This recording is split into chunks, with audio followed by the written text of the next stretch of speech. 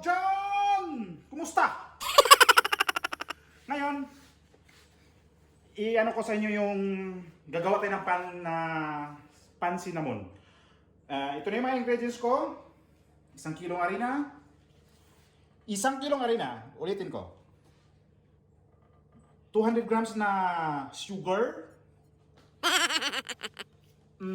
Butter. With Oreo na. Tapos itong gatas na powder. Powdered yan. Powdered milk. Ito naman liquid milk na 2 tasa at kalahati. Tapos vanilla. Sa atin yan vanilla. At saka yung yeast. Hindi yes na yes ha. Yes na pagkatubo. Okay. Turo ko sa inyo kung sundan nyo lang to. Kung paano ang procedure. Okay. Let's go and drive. Una nating ilagay ay siyempre sukar. Right? Haluin siya.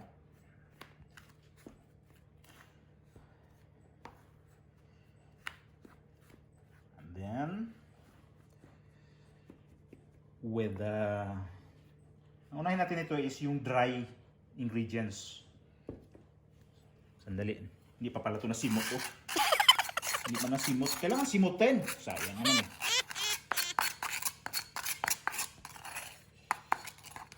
Natutula ako, mahilig ko gumagawa ng ganito. Mga, ano lang, yung mga practice eh. Paano kung ano, retiro ako. Gusto kong gagawa ng ano eh. Panaderia. Baked soup. Kumusta man?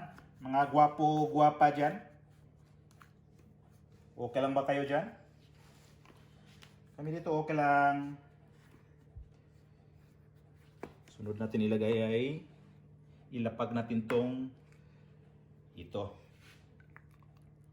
Yung butter. Kung meron kayong ano dyan, yung sa atin dyan margarine eh. Pwede yan. Okay. Kailangan siyang bugbugin natin to para humalok to siya.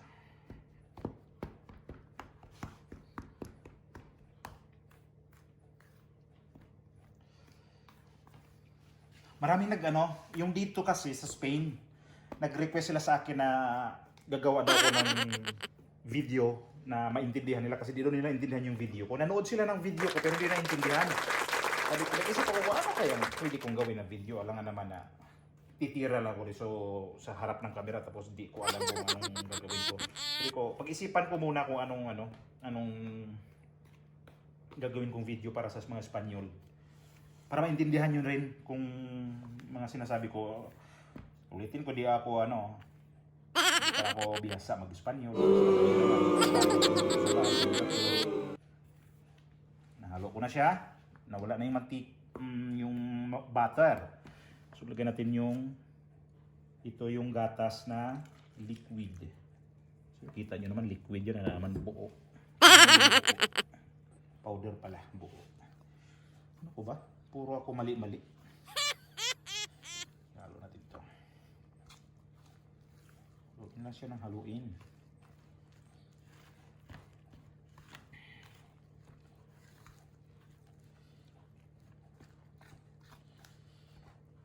Lagyan na natin itong yung yeast, yung pampaalsa to.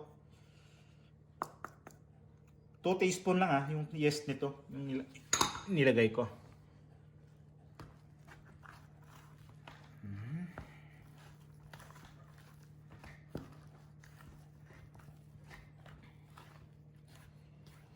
Balik natin yung sabi ng mga Espanyol, nagagawa daw ako ng video na para sa kanila. Sabi ko, sige, maghanap muna ako ng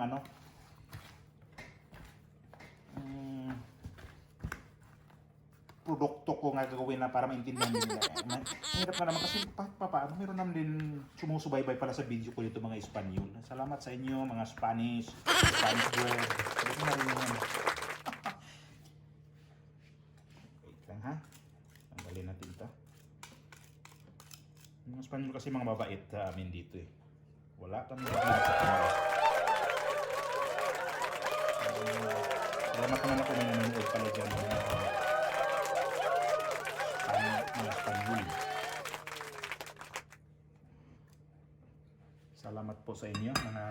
Ngayon, gagawin natin ito. Salamat sa inyo. Ulitin ko, salamat sa inyo mga Spanish men and women.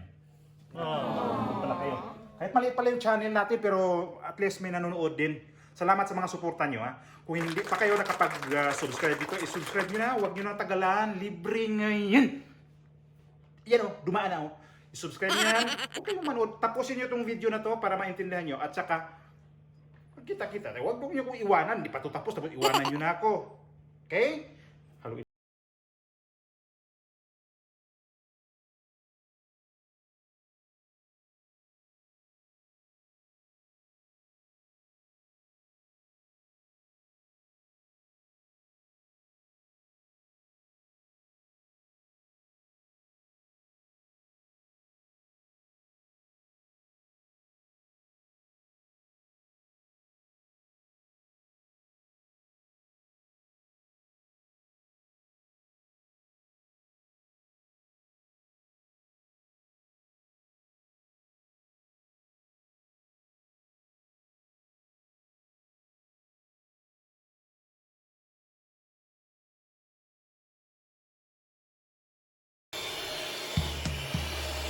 Pero lahat na kasi ngayon online na eh.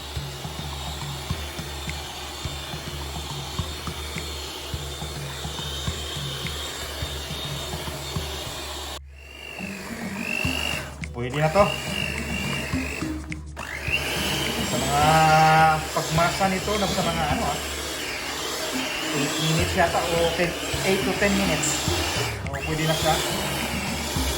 Pwede na rin to.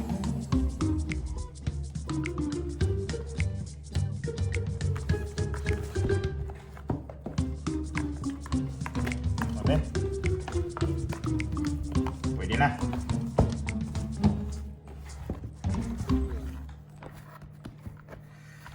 Tabi natin to dito.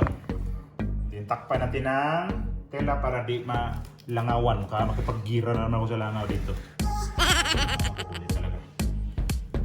So next.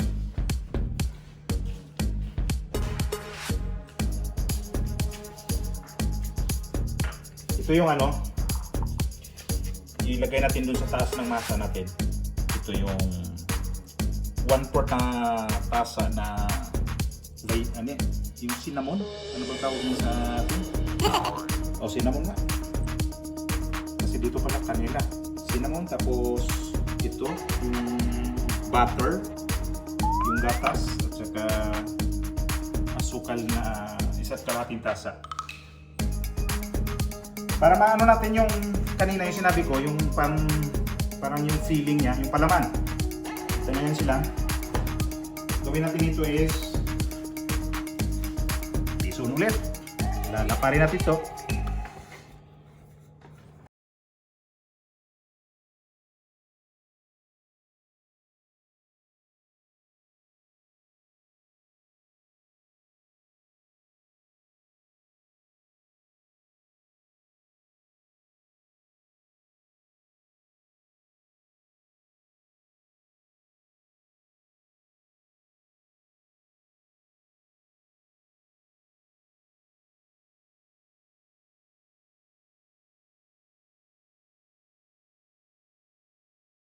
Hugas-hugas.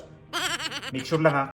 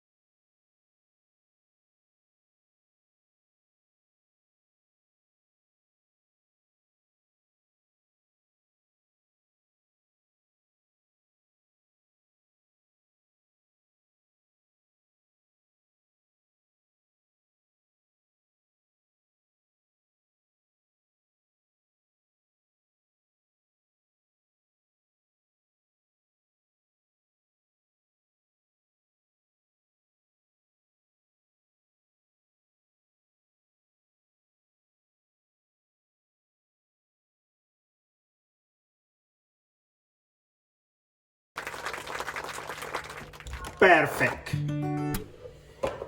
Ito na yun siya. Abi? Siyempre ako unang titikim. Libre to ha. Bahala kayo sa pamasahe. Free.